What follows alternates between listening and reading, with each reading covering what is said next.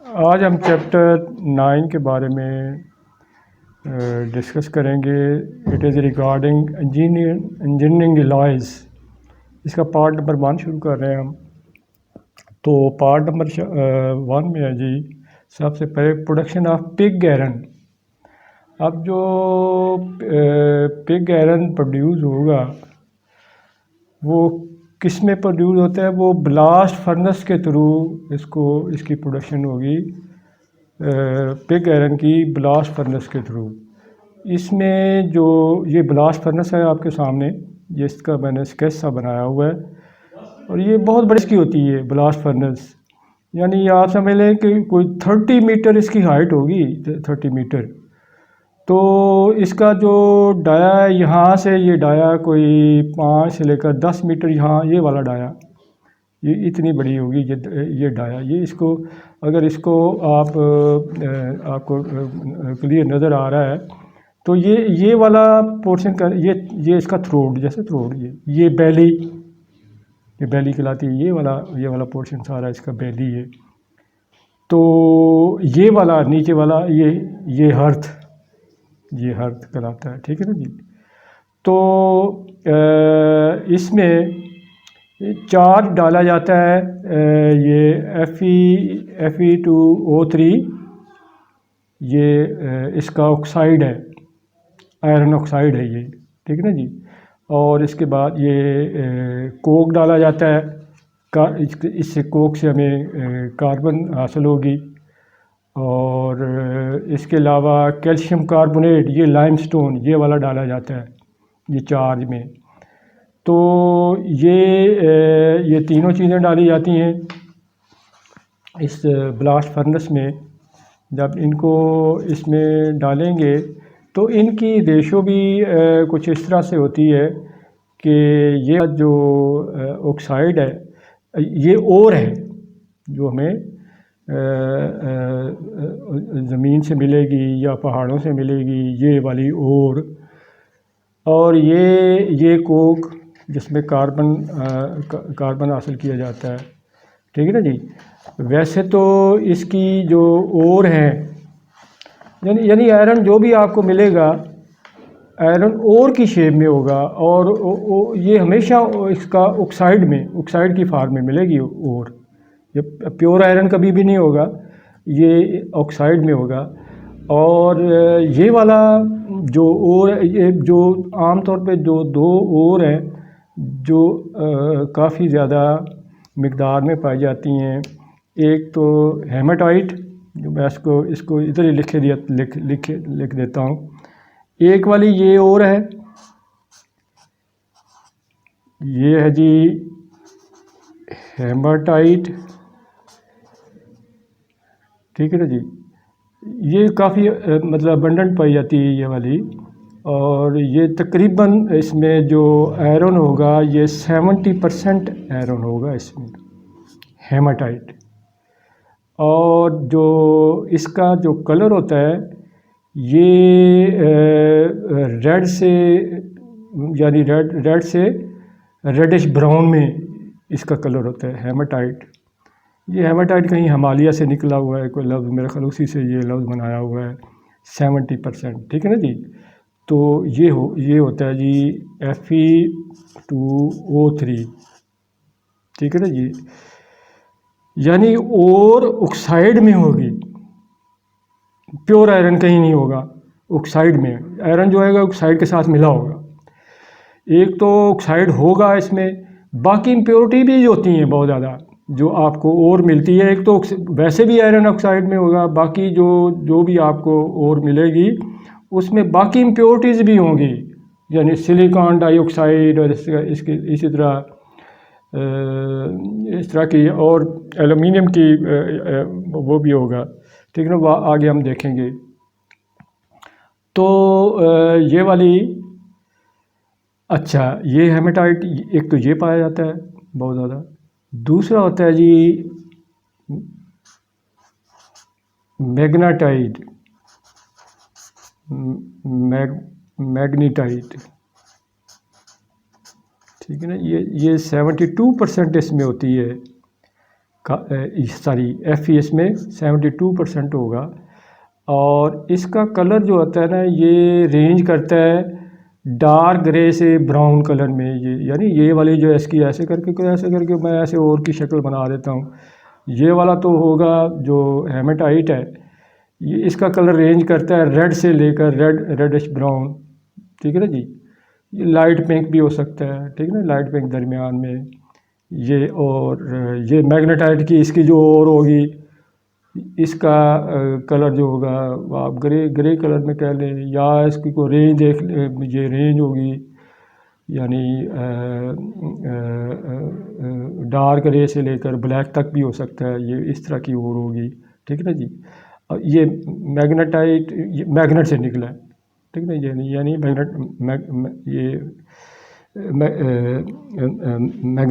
Magnet से निकला हुआ लफ्ज़ है, ठीक है ना जी। तो इसके अलावा इसकी और भी और होती हैं, वो उसमें जो Fe की परसेंटेज को थोड़ी सी कम होती है, और उनसे अगर आप ये आयरन एक्सट्रैक्ट करेंगे, ये वाला मैं इसको लिख देता हूँ Fe3O4 ये वाला, ठीक है ना जी। अब इसके अलावा ये तो आम ज़्यादा ये वाली पाई जाती हैं, जो अबंडेंट में ज़्यादा पाई जाती है वो ये ख़ास तौर पे ये होती है इसमें, मगर इसमें परसेंटेज कम है इसकी इससे। बहरहाल ये उतना ज़्यादा फ़र्क नहीं है। तो इसके अलावा बाकी जो और होती हैं उसमें भी Fe की परसेंटेज मसलन इसके अलावा और जो लेमिनाइट और इस किस्म के सेडिराइट, इस किस्म की और भी और हैं जिसमें Fe की परसेंटेज कम होती है। अगर हम उससे आयरन एक्सट्रैक्ट करेंगे तो वो हमें इकोनॉमिकल नहीं पड़ता, लिहाजा आमतौर पे ये वाली और ये वाली और हम इस्तेमाल करेंगे चार्ज में। अब ये चार्ज जो डाला जाता है तो इनकी रेशो आप देख लें, ये आप ऐसे कह लें कि अगर ये Fe2O3 है तो Fe2O3 ये तकरीबन 8 टन होगा, 8 टन ये डाल लें। चार, ये मैं आपको रेशो बता रहा हूँ, आप वैसे निकाल सकते हैं, मैंने वैसे मिसाल ये 8 है तो ये 4 होगा, यानी ये इससे हाफ, और ये इसका भी चौथा हिस्सा ये होगा कैल्शियम कार्बोनेट लाइमस्टोन, ठीक है ना जी। तो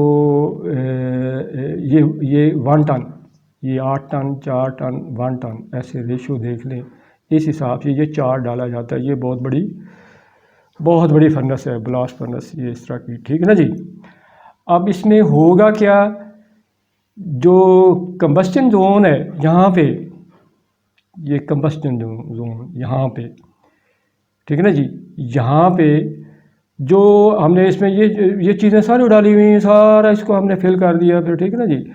और जब इसको फिल कर दिया तो फिर इधर से ऑक्सीजन का ब्लास्ट मारा जाता है, ऐसे इधर से ये बनी होती है, ऐसे करके इधर भी बना होगा, इधर भी ऐसे करके, इधर भी ऐसे करके, ये इधर से ऑक्सीजन का ब्लास्ट होता है, इधर से ऑक्सीजन, ठीक है ना जी।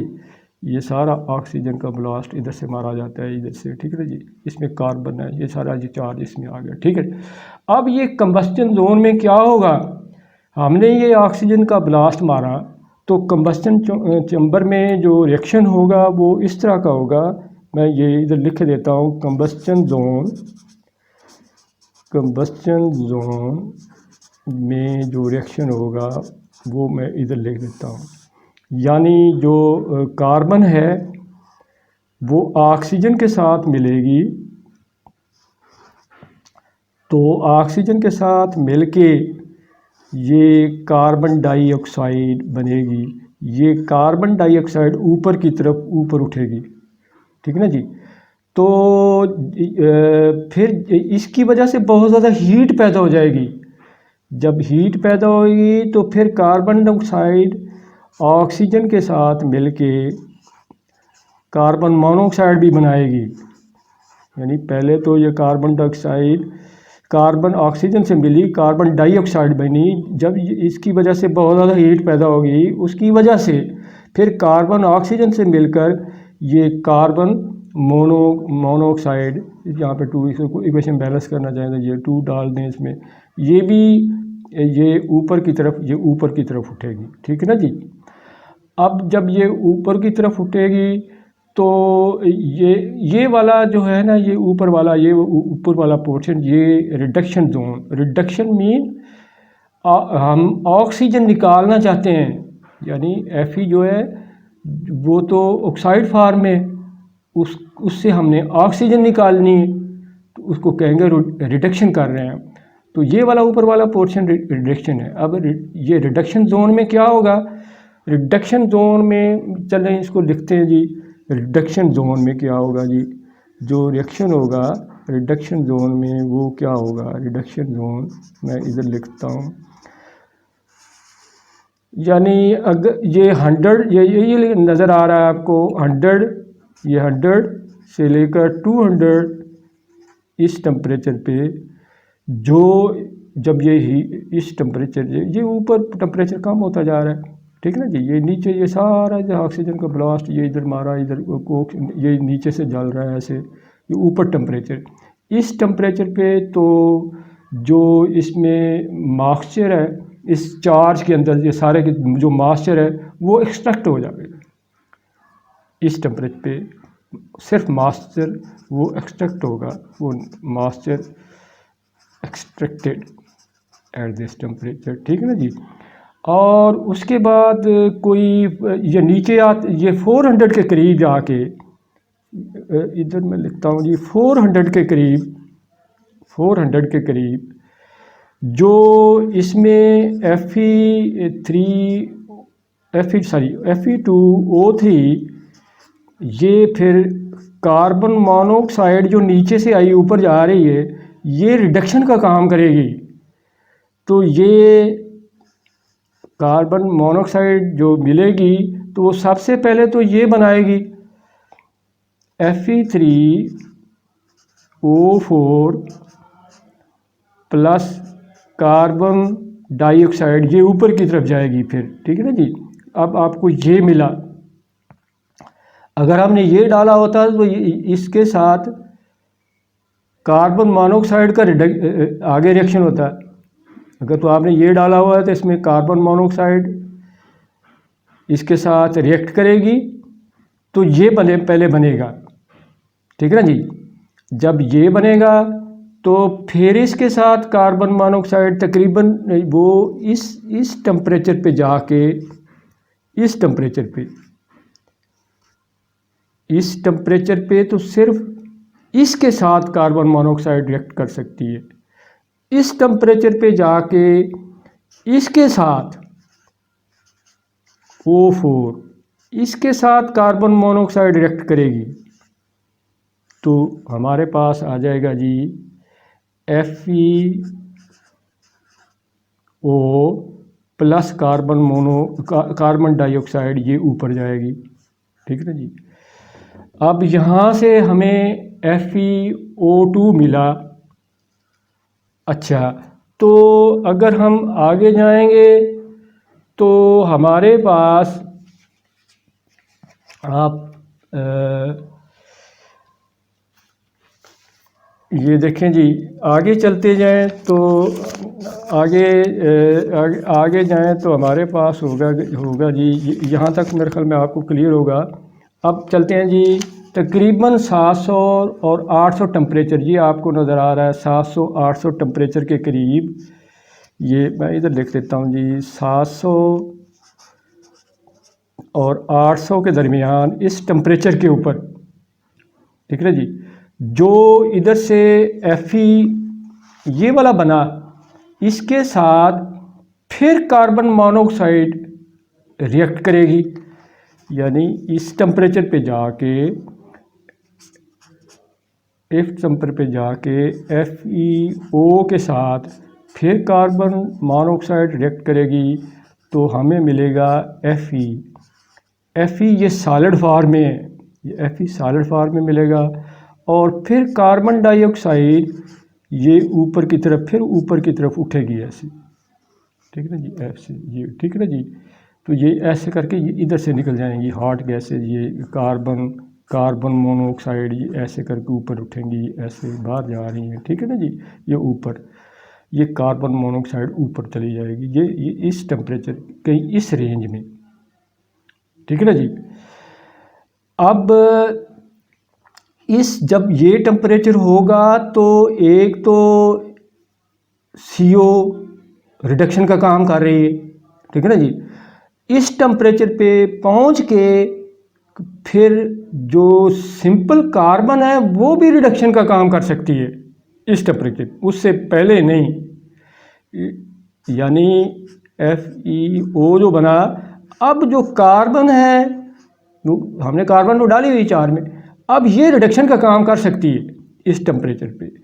तो इस टेम्परेचर पे जब ये करेगी तो ये हमें फिर Fe सॉलिड फॉर्म में मिला, और साथ हमें ये कार्बन मोनोऑक्साइड ये ऊपर की तरफ, ठीक है ना जी, ये वाली निकलेगी, ठीक है। अब ये इस टेम्परेचर पे होगा। इसके बाद आता है जी स्लैग फॉर्मेशन। ये नीचे आ जाएं तो यहाँ से आपने जो कैल्शियम कार्बोनेट डाला है, ये जो इसके अंदर इम्प्योरिटीज़ हैं, यानी इसमें सिलिकॉन डाइऑक्साइड होगा, एल्यूमिनियम ऑक्साइड होगा, ये इम्प्योरिटीज़ हैं। यानी एक तो आयरन और है, जो आयरन है वो ऑक्साइड की फॉर्म में है, दूसरा फिर इसमें और में इम्प्योरिटीज़ होती हैं, सिलिकॉन डाइऑक्साइड, एल्यूमिनियम ऑक्साइड, इस किस्म की इम्प्योरिटीज़ हैं। उसको इम्प्योरिटीज़ को निकालने के लिए हमने ये कैल्शियम कार्बोनेट डाला हुआ है, ठीक है ना जी। अब ये वाला ये हम लिखते हैं जी स्लैग फॉर्मेशन जोन, ठीक है ना जी। ये किस टेम्परेचर पे होगा? स्लैग फॉर्मेशन जोन, ये किस टेम्परेचर पे होगा जी? ये स्लैग फॉर्मेशन। अब ये जो होगा तकरीबन 1000 या 1100 के करीब चले, 1000 इसके करीब जो कैल्शियम कार्बोनेट हमने डाला हुआ था, ये देखें ना, कैल्शियम इस टेम्परेचर पे जाके ये डिकम्पोज हो जाता है। तो हमें जो हासिल होगा वो कैल्शियम ऑक्साइड सिंपल और कार्बन डाइऑक्साइड, ये फिर ऊपर की तरफ गई, ऐसे ऊपर की तरफ ऐसे निकल गई बाहर, ठीक है ना जी। और इसके बाद जो कैल्शियम ऑक्साइड इधर से मिला, इधर से जो कैल्शियम ऑक्साइड हमें मिला, कैल्शियम ऑक्साइड, तो ये फिर जो इम्प्योरिटीज़ हैं, मसलन सिलिकॉन डाइऑक्साइड इसके अंदर एज इम्प्योरिटीज़ है, इसके साथ मिलके हमें ये कैल्शियम, सिलिकॉन, ये वाला ये स्लैग है, ये स्लैग ये हल्का होता है, ठीक है ना जी, स्लैग फॉर्मेशन, ठीक है ना जी। तो ये स्लैग बनेगा। इसी तरह जब कैल्शियम ऑक्साइड मिलेगा एल्यूमिनियम के साथ, ये एल्यूमिनियम का ऑक्साइड इसके साथ मिलेगा, तो ये कैल्शियम एल्यूमिनियम ऑक्साइड टू, ये भी स्लैग है, ठीक है ना जी, ये भी स्लैग है, ये भी स्लैग है, ये भी स्लैग है। अब ये जो स्लैग फॉर्मेशन है, ये ऊपर ये स्लैग बना हुआ है, ये देखना जी। अब ये सारे लिक्विड फॉर्म में ये स्लैग, ये मगर ये स्लैग लाइट होता है, लाइट एंड वेट, ये हल्का होगा। ये स्लैग ऊपर आ गया, ये सारा स्लैग शो किया हुआ मैंने, ये ऐसे करके नीचे पोर होना शुरू होगा, यहाँ पे आ जाएगा स्लैग सारा, ये सारा स्लैग इकट्ठा हो गया। अब जो स्लैग इसके अंदर इकट्ठा हुआ, ये बाहर की तरफ निकल जाएगा ऐसे करके, ठीक है ना, ये स्लैग ऐसे, ठीक है ना जी। तो ये स्लैग इसकी तरफ ऐसे निकल जाएगा। अब आगे चलें तो फिर जो टेम्परेचर जब 1500 और 1600 के दरमियान होगा टेम्परेचर, तो तकरीबन जिसको कहते हैं ना फ्यूजन जोन, फ्यूजन जोन, अब मैं लिखता हूँ फ्यूजन जोन, ये स्लैग फार्मेशन तो होगी, फ्यूजन जोन ये मैं लिखता हूँ जी। अब क्या होगा जी, तकरीबन 1500-1600 के दरमियान, 1500-1600 के दरमियान इस टेम्परेचर पे जो ऊपर जो सॉलिड फॉर्म में ये Fe बना हुआ था, ये वाला, अब ये देखें ना, ये आपको पता है कि ये इसका आयरन का मेल्टिंग टेम्परेचर जो है ना वो तो 1538 है ना, जो मैं पहले आयरन कार्बन डायग्राम में बताया। अब ये वाला जो सॉलिड है इस टेम्परेचर पे ये लिक्विड में कन्वर्ट हो जाएगा। ये Fe जो सॉलिड था इस टेम्परेचर पे जाके ये Fe लिक्विड में कन्वर्ट हो गया, ठीक है ना जी। और फिर जो कंबस्टन जोन है यहाँ पे अगर Fe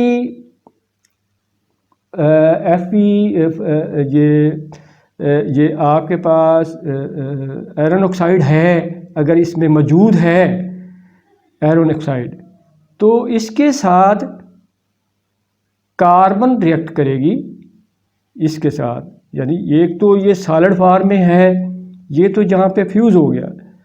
अगर इस अभी भी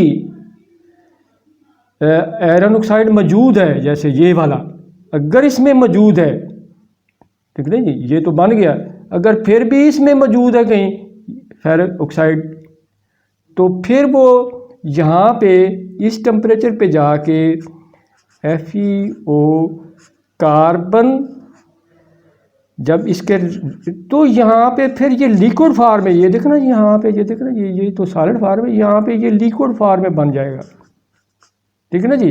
तो इसी तरह कार्बन मोनोऑक्साइड ये वही वाली चीज़ है, मगर ये टेम्परेचर का फ़र्क है। इस टेम्परेचर पे ये लिक्विड में कन्वर्ट हो जाता है, इधर भी ये सॉलिड में, इस टेम्परेचर पे सॉलिड में, क्योंकि ये मेल्ट नहीं हो सकता। तो यहाँ पे इस टेम्परेचर पे जाके जब एक तो इस टेम्परेचर पे जो Fe सॉलिड बना हुआ है वो लिक्विड में कन्वर्ट हो जाएगा। अगर Fe ऑक्साइड फॉर्म में है तो कार्बन इस टेम्परेचर पे रिएक्ट करेगी इसके साथ, ये Fe लिक्विड में कन्वर्ट हो जाएगा और ये कार्बन मोनोऑक्साइड हो जाएगी, ठीक है ना जी। अब जो ये लिक्विड आपको मिला, ये वाला लिक्विड मिला, ये सारा लिक्विड फॉर्म में ये नीचे आ जाएगा ऐसे करके, ये नीचे आ गया जी सारा आपके पास, तो ये पिग गैरन कहलाता है। आप इसको इधर निकाल सकते हैं, ये it is called pig Garand. अब ये जो पिग गैरन आपको मिलेगा, इसमें तो कार्बन की परसेंटेज बहुत ज़्यादा होगी, यानी कोई 5% के करीब इसमें कार्बन अभी भी है, ठीक है ना कार्बन। तो स्टील बनाने, इसके अलावा और इम्प्योरिटीज़ भी होंगी, मगर स्टील बनाने के लिए तो हमें इतनी कार्बन नहीं चाहिए। मैंने कार्बन आयरन डायग्राम में बताया था कि स्टील बनाने के लिए अब ये पिग आयरन जो है ना, अब पिग आयरन से हम रॉट आयरन भी बना सकते हैं। रॉट आयरन आप आगे पढ़ेंगे, रॉट आयरन में तो कार्बन की परसेंटेज तकरीबन ना होने के बराबर होती है और बड़ा माइल्ड होता है, सॉफ्ट होता है, वो इससे बनाया जा सकता है। इससे कास्ट आयरन बनाया जा सकता है, इससे पिग आयरन से हम स्टील बना सकते हैं। अब स्टील बनाने, मगर इसमें पिग आयरन में तो कार्बन की परसेंटेज बहुत ज़्यादा है, तो इसके लिए क्या करेंगे, कार्बन की परसेंटेज को कम करना पड़ेगा स्टील बनाने के लिए। तो स्टील बनाने के लिए कई प्रोसेस हैं, तो उनकी डिटेल में नहीं जाते। जो सिंपल सा एक प्रोसेस है जो हमारी बुक में भी दिया हुआ है, वो है जी steel making process of major steel product, ठीक है ना जी। अब यहाँ से आपने एक बेसिक ऑक्सीजन, यानी प्रोसेस तो जो आप बनाएंगे, जो स्टील बना सकते हैं, इसमें प्रोसेस तो स्टील बनाने के काफ़ी ज़्यादा है। तो हम सिर्फ ये पढ़ लेते हैं जी इसका बेसिक ऑक्सीजन प्रोसेस, ठीक है ना, स्टील बनाने के लिए। तो इस वो हम आगे इसको थोड़ा सा डिटेल में भी पढ़ लेंगे। तो मसलन जो फर्नेस यूज़ हो रही हैं, एक तो मैंने ये बताया स्टील बनाने के लिए ये बेसिक ऑक्सीजन प्रोसेस मैं अभी बताता हूँ ये कैसे है, जिसको बिज़मर प्रोसेस भी कहते हैं। एक तो ये है, एक है जी इलेक्ट्रिक आर्क फर्नेस, उसके थ्रू एक ओपन हर्थ प्रोसेस है। ये स्टील बनाने के लिए सारी बात कर रहा हूँ मैं, मगर इसमें इस टॉपिक में हम ये सिर्फ ये वाला पढ़ रहे हैं, बेसिक ऑक्सीजन प्रोसेस। अब ये बेसिक ऑक्सीजन प्रोसेस स्टील बनाने के लिए वो क्या है, वो जिस तरह आपको मैंने अभी बताया कि पिग आयरन में तो हाई अमाउंट होती है कार्बन की, 5% से भी ज़्यादा, ठीक है ना जी। जबकि हमारी स्टील की रिक्वायरमेंट तो ज़्यादा ज़्यादा 2.1 भी नहीं बल्कि इससे भी कम होती है, 1.7 के करीब ज़्यादा होता है जो हाई कार्बन स्टील होता है ना। तो वो तो 2 भी कहीं भी नज़र नहीं आता है, 1.7 के करीब होता है। हमारी रिक्वायरमेंट तो बहुत कम है, तो ठीक है ना जी। तो ये हाई परसेंटेज, इसको फिर हम रिड्यूस करेंगे कैसे, ऑक्सीडाइजिंग करके, ऑक्सीजन ऐड करके। वो कैसे होगा, वो आपने ये वाला जो मैं आपको दिखा रहा हूँ, ये वाला बैरल शेप जो कन्वर्टर ये कराता है जी, ये होता है बैरल शेप कन्वर्टर। इसमें ये लाइनिंग की होती है, अंदर की तरफ रिफ्रैक्टरी लाइनिंग होती है इसके अंदर की तरफ, ये सारी, ठीक है ना जी। इसमें ये वाला आपने देखा, ये पाइप सा लगा हुआ है, ये ऑक्सीजन का ब्लास्ट होता है इसके अंदर। इसमें ये 4 डालते हैं, पिग आयरन इसमें डाला, यानी जो उधर से मैंने बताया कि पिग आयरन आप मोल्टन फॉर्म में इसमें डाल दें, साथ आप कोई 30% स्क्रैप, स्टील स्क्रैप वो डालना चाहे वो इसमें डाल दें। वो जब डालेंगे तो ऑक्सीजन जो है वो, ये जो ऑक्सीजन आपने मारी इधर से, वो इसके साथ Fe के साथ रिएक्ट करेगी। तो वो क्या बनेगा, वो सबसे पहले तो बनेगा आयरन ऑक्साइड बन जाएगा। तो यानी जब ये ऑक्सीजन इसके साथ रिएक्ट करेगी तो सबसे पहले इसमें आपने ये पिग आयरन में जो आयरन है, आयरन के साथ ऑक्सीजन, ये आयरन है, ऑक्सीजन इसके साथ रिएक्ट करेगी तो FeO बनेगा, ठीक है ना जी। अब जो FeO बना, इसके साथ फिर कार्बन ने रिएक्ट किया तो हमारे पास FeCO बना, ठीक है ना जी। तो ये कार्बन कौन सी है, ये कार्बन इसके अंदर पहले मौजूद है, वो ज़्यादा कार्बन है इसमें, ठीक है ना जी। जो पिग आयरन है उसमें कार्बन ज़्यादा है। उस कार्बन को निकालने के लिए हमने क्या किया, जब ये फेरस के साथ ऑक्सीजन मिली तो ये बना, जब इसके साथ जो कार्बन इसमें पहले पड़ी हुई है वो इसके साथ मिलेगी तो ये FeCO बना। अब जो इस तरह ये प्रोसेस कंटिन्यू और साथ साथ हम चेक करते रहेंगे। जब हमारी रिक्वायरमेंट के हिसाब से, जब ये कार्बन रिक्वायरमेंट हमारी जो हमें स्टील में चाहिए, जब वो हम मीट कर लेंगे तो ये फिर ये हम कहेंगे कि ये प्रोसेस कंप्लीट हो गया, ठीक है ना जी। यानी जब हमारी इस तरह चलता रहेगा फिर जो हमें रिक्वायरमेंट हमारी मीट हो जाएगी, जो कार्बन की परसेंटेज हम चाहते हैं, ये प्रोसेस चलता रहेगा।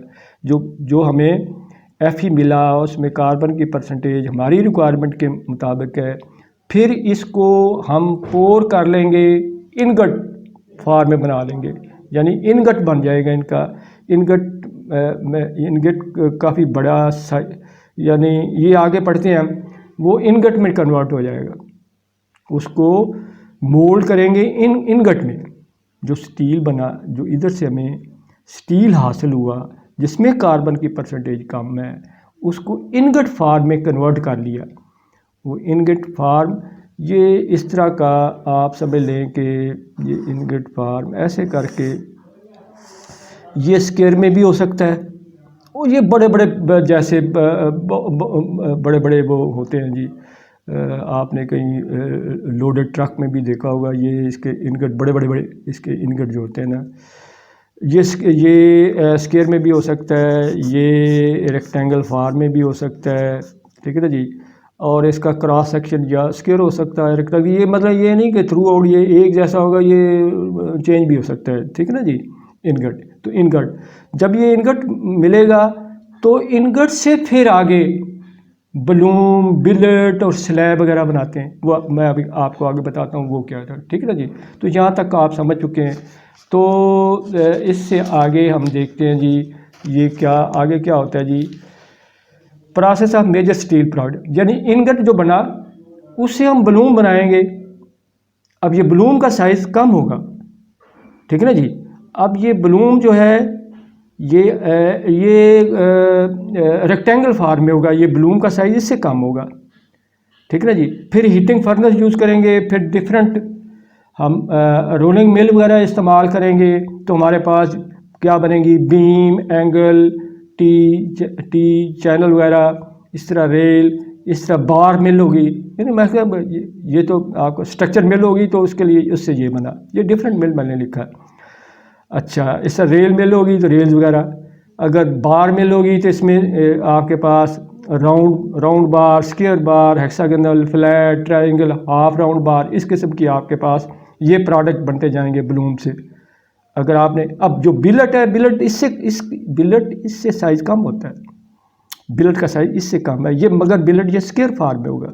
इसको हीटिंग फर्नेस यूज़ करेंगे, बिलेट हीट अप किया, फिर रोलिंग मिल इस्तेमाल की, रॉड मिल, रॉड मिल, ये रोलिंग रॉड मिल, इसका ऐसे कर, तो ये रॉड मिल हमने इस्तेमाल की, इससे हमें wire rope, nail, wire fabric, यानी वो घास सी टाइप, तो ये वाली चीज़ें हम इधर से हासिल करेंगे। जो स्लैब है ये हीटिंग फर्नेस यूज़ की, फिर इससे डिफरेंट रोलिंग मिल, तो उससे हम क्या बनाएंगे, पाइप, ट्यूब, प्लेट, शीट, ये स्लैब ये ऐसे करके होती है, ये ऐसे करके स्लैब ऐसे बड़ी सी ऐसे, ये मोटी सी स्लैब ये, ठीक है ना जी। अब ये बिलेट का बनाऊँ तो ये बिलेट मैं ऐसे स्क्वायर टाइप में बना लूँगा ऐसे। अगर मैं ये बलून का बनाऊँ, ये जो इधर बलून थोड़ा बड़ा होगा, ऐसे करके ऐसे, ये बलून हो गया जी, ठीक है ना। ये बलून हो गया, ये बिलेट हो गया, ये स्लैब होगी, स्लैब से ये चीज़ें बन जाएंगी, ठीक है ना जी। तो ये हो गया जी। अब हम नेक्स्ट वीडियो में चलते हैं जी। नेक्स्ट वीडियो में हम पढ़ेंगे क्लासिफिकेशन या प्लेन कार्बन स्टील। तो नेक्स्ट वीडियो